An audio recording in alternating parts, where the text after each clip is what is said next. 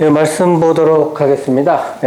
오늘 말씀은 이제 창세기 26장 1절부터 11절까지입니다. 다 같이 봉독하시도록 하겠습니다. 아브라함 때에 첫 흉년이 들었더니 그 땅에 또 흉년이 들매 이삭이 그랄로 가서 블레셋 왕 아비멜렉에게 이르렀더니 여호와께서 이삭에게 나타나 이르시되 애굽으로 내려가지 말고 내가 네게 지시하는 땅에 거주하라. 이 땅에 거류하면 내가 너와 함께 있어 내게 복을 주고 내가 이 모든 땅을 너와 네 자손에게 주리라. 내가 네 아버지 아브라함에게 맹세한 것을 이루어 네 자손을 하늘의 별과 같이 번성하게 하며 이 모든 땅을 네 자손에게 주리니 네 자손으로 말미암아 천하 만민이 복을 받으리라. 이는 아브라함이 내 말을 순종하고 내 명령과 내 계명과 내 율례와 내 법도를 지켰음이라 하시니라. 이삭이 그랄에 거주하였더니 그곳 사람들이 그의 아내에 대하여 물으매 그가 말하기를 그는 내 누이라 하였으니 리브가는 보기에 아리따움으로 그곳 백성이 리브가로 말미암아 자기를 죽일까 하여 그는 내 아내라 하기를 두려워함이었더라. 이삭이 거기 오래 거주하였더니 이삭이 그 아내 리브가를 껴안은 것을 블레셋 왕 아비멜렉이 창으로 내다본지라. 이에 아비멜렉이 이삭을 불러 이르되 그가 분명히 네 아내거늘 어찌 네 누이라 하였느냐. 이삭이 그에게 대답하되 내 생각에 그로 말미암아 내가 죽게 될까 두려워하였음이로라. 아비멜렉이 이르되 네가 어찌 우리에게 이렇게 행하였느냐. 백성 중 하나가 네 아내와 동침할 뻔하였도다. 네가 죄를 우리에게 입혔으리라. 아비멜렉이 이에 모든 백성에게 명하여 이르되 이 사람이나 그의 아내를 범하는 자는 죽이리라 하였더라. 아멘. 잠시 기도하겠습니다. 우리 감사합니다. 이렇게 정말 코로나19 또 어려운 경제 이런 환경 속에서도 저희들이 믿음이 흔들리지 않도록 정말 붙들어 주시고 또 이렇게 귀한 예배 참여케 하심에 아버지 감사합니다. 정말 이러한 예배를 통해서 하나님 만나게 하시고 정말 믿음이 굳건해지게 하시고 정말로 이 세상에서 하나님의 자녀답게 살아갈 수 있는 그러한 믿음을 허락하여 주시옵소서. 특별히 아버지 오늘 이 시간 지시하는 땅에 거하라는 제목을 가지고 함께 말씀을 나누고자 합니다. 정말 하나님께서 지시하시는 그 땅이 무엇인지 또 그 땅에서 거하는 건 또 무엇인지 우리가 어떻게 해야 하는지 오늘 이 시간 온전히 깨닫게 하시므로 말미암아 정말 하나님께서 명령하신 그 지시하시는 땅에 거할 수 있도록 하시사 그로 말미암아 정말로 모든 축복을 다 받을 수 있는 저희들이 될 수 있도록 아버지의 역사해 주시옵소서. 감사드리며 우리 예수 그리스도의 이름으로 기도드립니다. 아멘. 할렐루야 반갑습니다. 자, 제목 한번 읽고 시작할까요? 지시하는 땅에 거하라. 자, 오늘은 이제 저희가 26장을 설교를 이제 시작을 하려고 합니다. 그래서 26장은요, 총 7개 일화로 나누어질 수가 있어요. 먼저 이제 이렇게 이제 7개고요. 먼저 1에서 6절로 볼 수 있는데 여기서는 이제 그랄에서 이삭에 대한 하나님의 약속의 말씀이 나오고요. 7에서 11절은 그랄에서의 이삭과 아비멜렉, 그리고 12에서 17절은 그랄에서 복을 받고 아비멜렉에 의해 쫓겨나는 이삭, 그리고 18에서 22절은 이삭이 그랄 계곡의 우물을 파는 내용, 그리고 23에서 25절은 브엘세바에서의 하나님의 약속, 그리고 26에서 31절은 이삭과 아비멜렉이 브엘세바에서 화친하는 거, 그리고 32에서 33절은 이삭이 브엘세바에서 우물을 파는 뭐 그런 내용이 이렇게 나옵니다. 오늘 이 시간에는 이제 11절까지만 다루고요. 나머지는 이제 다음 주에 이어가도록 하겠습니다. 자, 야곱과 에서의 얘기를 한번 중심으로 이렇게 생각을 해보면요. 이전에, 오늘 이제 26장이잖아요. 그러니까 이제 이전에 25장에서 야곱과 에서의 출생이 나왔고요. 그리고 이들의 유년 시절이 언급이 됩니다. 그리고 이제 오늘 본문 26장으로 이어지잖아요. 그런데 26장에서는 야곱과 에서에 대한 아무런 언급이 나오지 않습니다. 자, 여기서 질문 하나 하겠습니다. 이삭이 리브가를 아내가 아니라 누이라고 이렇게 속였잖아요. 그죠? 그런데 이삭과 리브가가 그랄로 갈 때 이 두 아들 에서와 야곱을 함께 데리고 이렇게 동행을 했다면 과연 블레셋 사람들이 리브가가 결혼했다라고 하는 것을 눈치채지 못했을까요? 애들이 둘이나 있는데 애들이 막 엄마 부를 거 아니에요. 아무리 엄마라 부르지 말아겠다 해도 태가 안 날까요? 애들 키워보시면 아시잖아요. 근데 왜 이삭은 리브가를 아내라고 하지 않고 누이라고 했을까요? 여러분, 창세기는요 반드시 연대순으로 기록된 것은 아니라고 말씀을 드렸었습니다.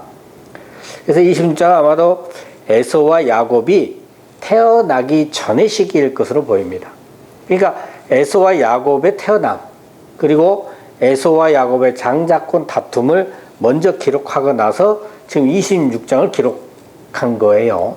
자, 그럼 앞뒤가 바뀌었잖아요. 여기에는 분명 이유가 있을 겁니다. 있겠죠.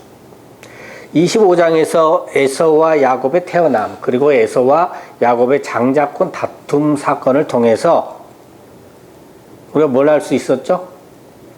성령 시대에 먼저 있어지게 되는 양심의 회복, 육신적 욕망의 나와 진리를 따르는 나와의 싸움이 시작이 되고요. 그러면서 이제 오늘 본문인 26장의 사건이 기록이 되고 그 다음 단계로 설명을 이렇게 이제 이어가고 있는 그런 구조인 것입니다.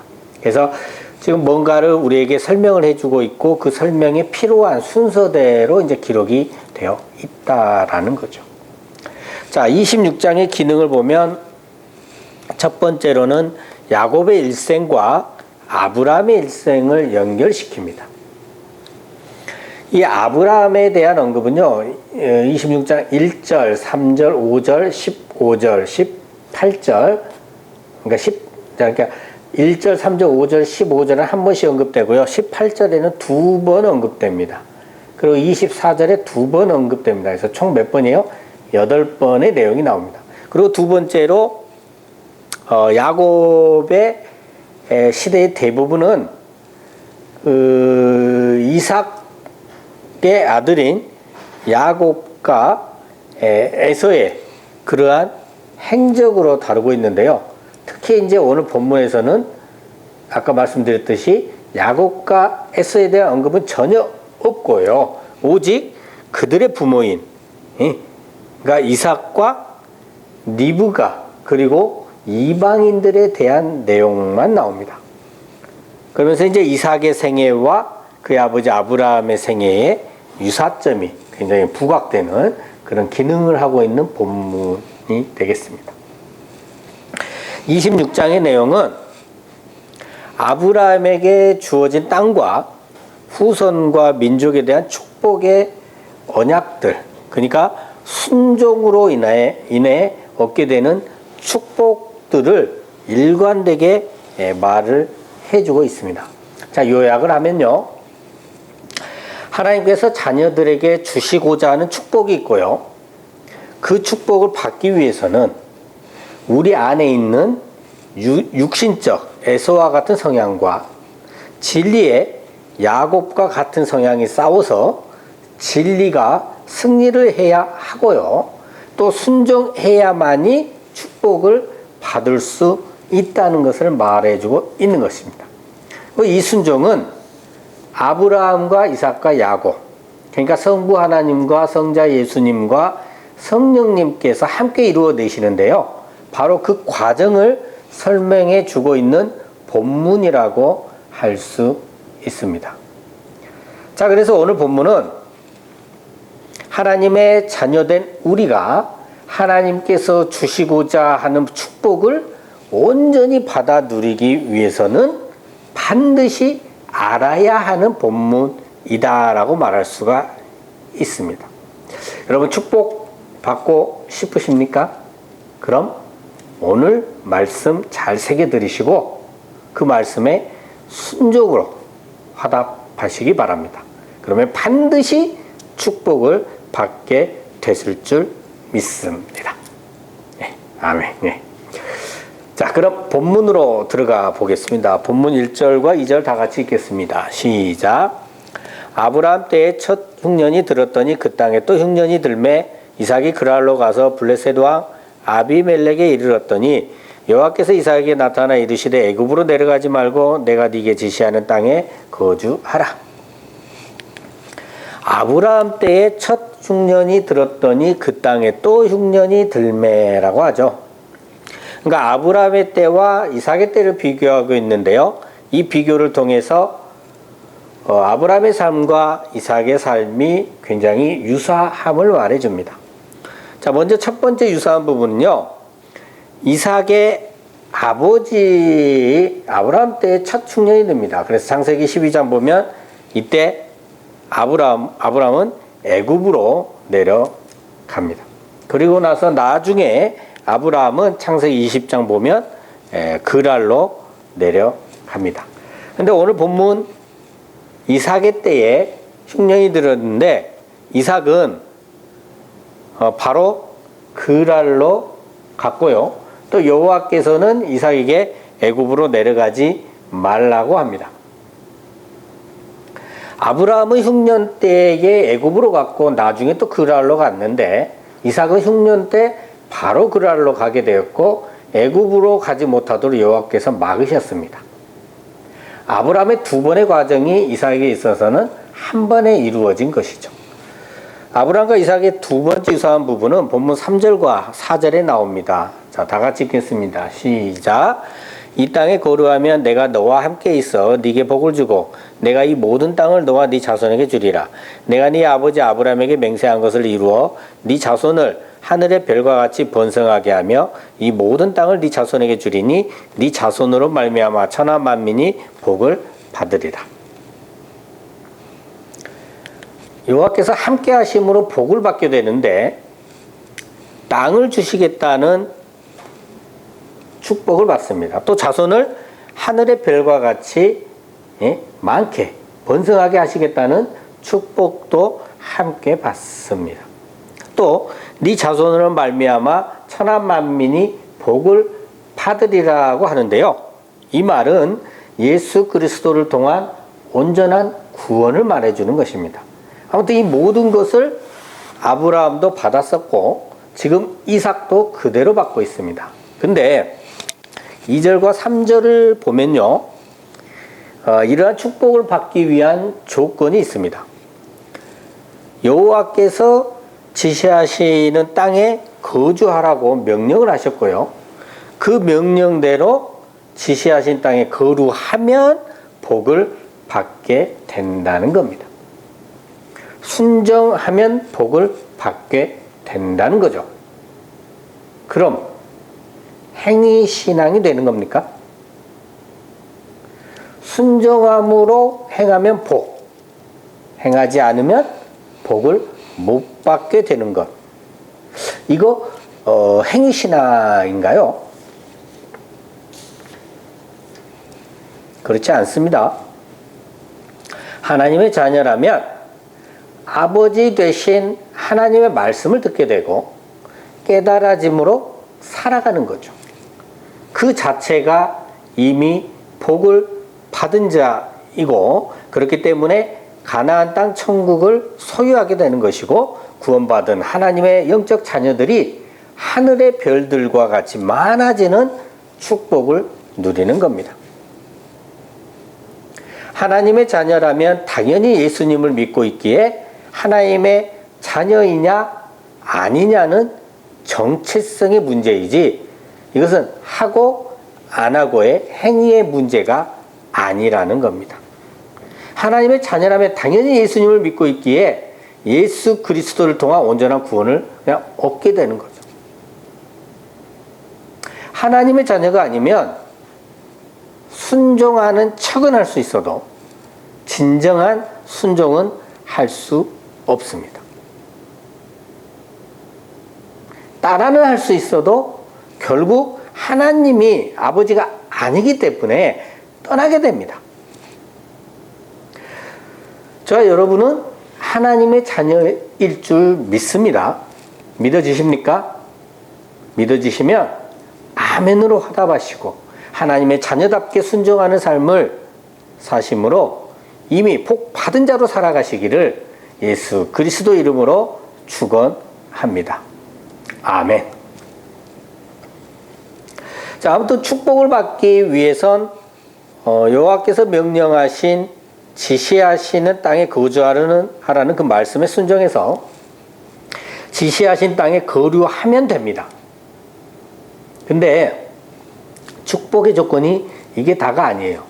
본문 5절과 6절 다 같이 읽겠습니다. 시작. 이는 아브라함이 내 말을 순종하고 내 명령과 내 계명과 내 율례와 내 법도를 지켰음이라 하시니라. 이삭이 그랄에 거주하였더니. 축복의 조건이에요. 이삭의 순종뿐만 아니라 이삭의 아버지인 아브라함의 순종까지도 포함이 됩니다. 아브라함은 여호와의 말씀에 순종하고 여호와의 명령과 계명과 율례와 법도를 지켰습니다. 이로 인해 이삭에게 주어지는 축복이 그의 아버지 아브라함으로 인해 이미 결정되어 있는 상태입니다. 그리고 이삭은 그저 여호와께서 지시하신 땅에 거하기만 하면 모든 축복을 받게 됩니다. 오늘날 교회에서 보면 마치 자신의 믿음이 좋고 신앙생활 잘해서 복을 받는 양 생각하는 분들이 참 많습니다. 그런데 오늘 본문을 보니까 그렇지 않죠. 우리들의 영적 아버지가 우리를 위해 기도해 주시고 우리보다 훨씬 나은 신앙생활을 보여주었기에 그로 인해 우리가 복을 받게 되는 것입니다.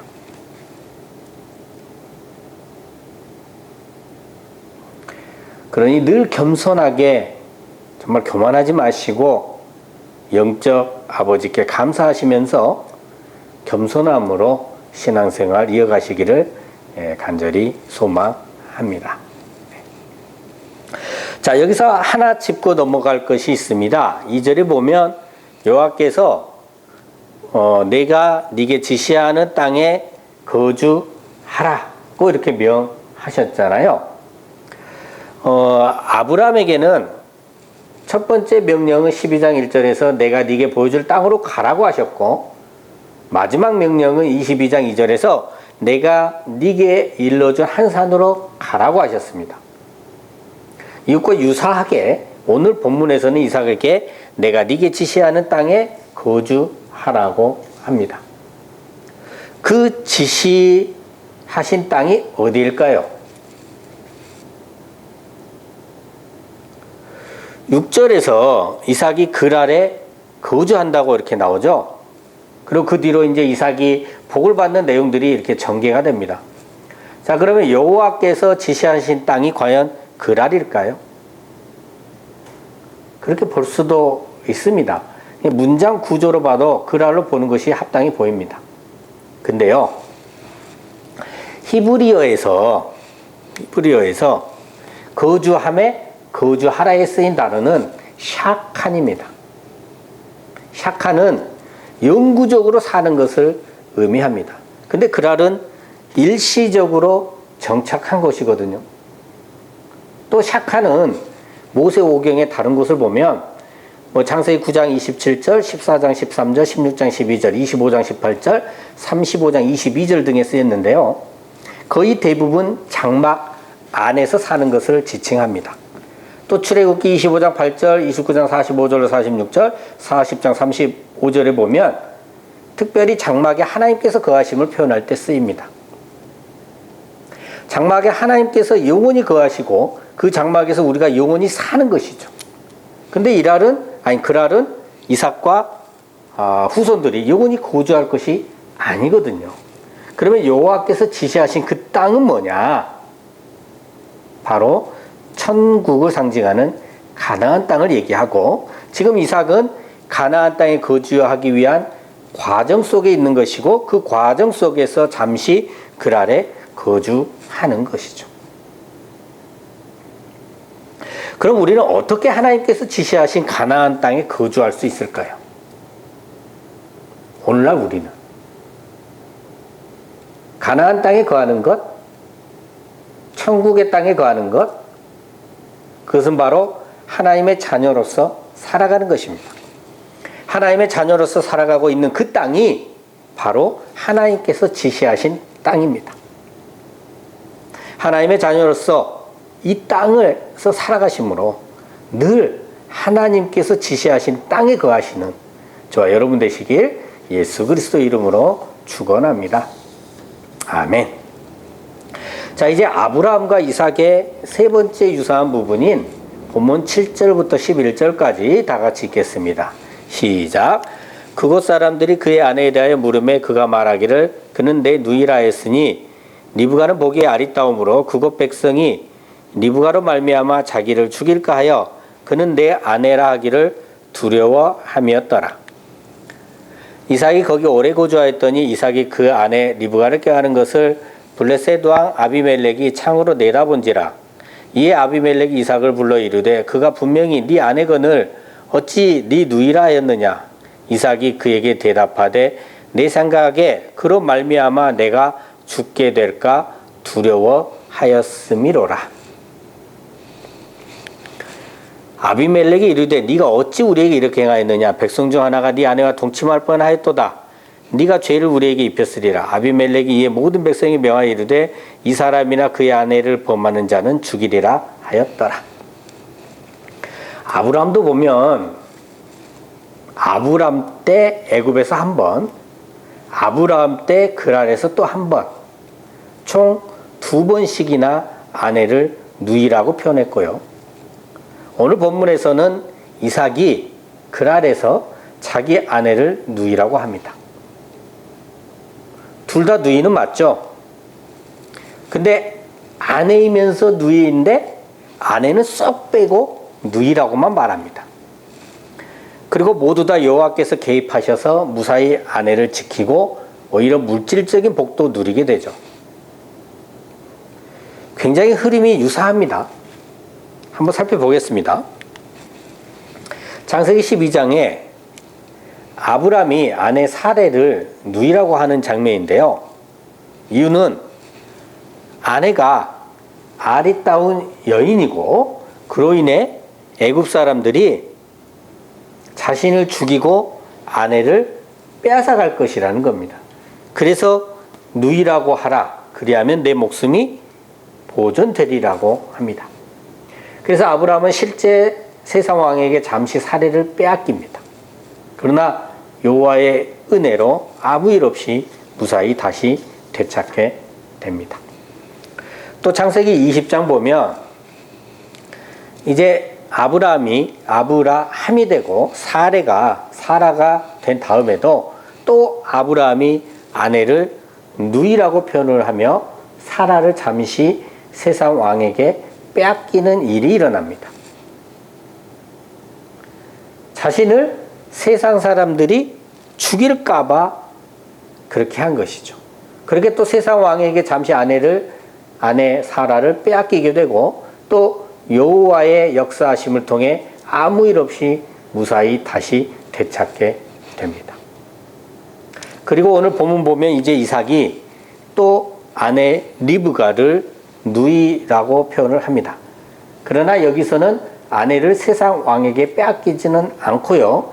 리브가가 이삭의 아내임을 세상 왕에게 들키게 되었고 여호와의 은혜로 이제 아내임을 공포할 수 있게 되고 세상 왕의 명령을 통해 보호받게 됩니다.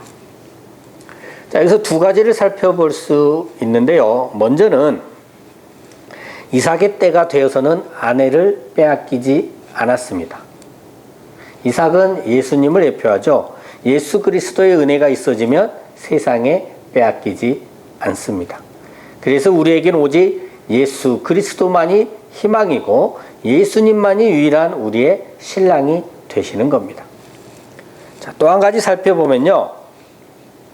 어찌 보면 정말 말도 안 되는 것 같은 이러한 사건을 하나님을 예표하고 믿음의 조상이라고 하는 아브라함이 2번,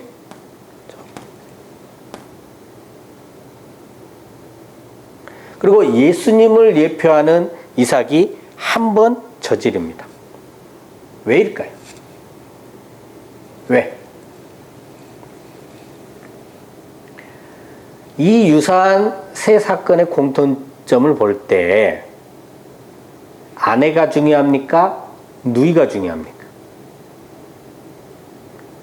무엇일 때 살아나는 역사가 일어나죠? 누이라고 하면 산다는 겁니다. 여러분, 누가 천국에 들어간다고요? 누가 하나님의 나라에 들어갑니까? 하나님의 자녀입니다. 하나님의 자녀로서 예수님의 아내가 되어 예수님을 영접하여 생명을 잉태해야 되는 겁니다. 그래야 사는 일이 일어납니다. 그래야 영원한 천국의 삶을 살 수 있는 것입니다. 하나님의 자녀가 아닌 자가 예수님의 아내가 된다 한들 사는 역사는 일어나지 않습니다. 하나님의 자녀가 예수님의 아내로서 돕는 배필로서 역할을 이 땅에서 수행하다가 이 육신이 다하는 날 온전히 변화받고 영원한 행복 천국으로 가게 되는 것입니다. 바로 이것을 말해주고 있는 것이죠. 우리 성경이 무엇을 말해주고 있는지 온전히 깨달으시고 예수님만을 믿고 의지하시며 살아가시는 저와 여러분 되시길 예수 그리스도 이름으로 간절히 축원합니다. 아멘. 기도하겠습니다. 아버지 하나님, 감사합니다. 오늘은 지시하는 땅에 거하라는 제목으로 말씀을 나누었습니다. 하나님 아버지의 사랑과 우리의 영적 아버지의 신앙으로 우리는 그저 가나안 땅에, 천국의 땅에 하나님의 자녀로서 살아가기만 하면 모든 축복을 누리게 되는 은혜를 입었습니다. 그 은혜 감사함으로 받고 하나님의 자녀로서 살아가는 순종의 삶을 살아갈 수 있도록 인도하여 주시옵소서. 늘 감사드리며 우리 주 예수 그리스도 이름으로 기도드립니다. 아멘.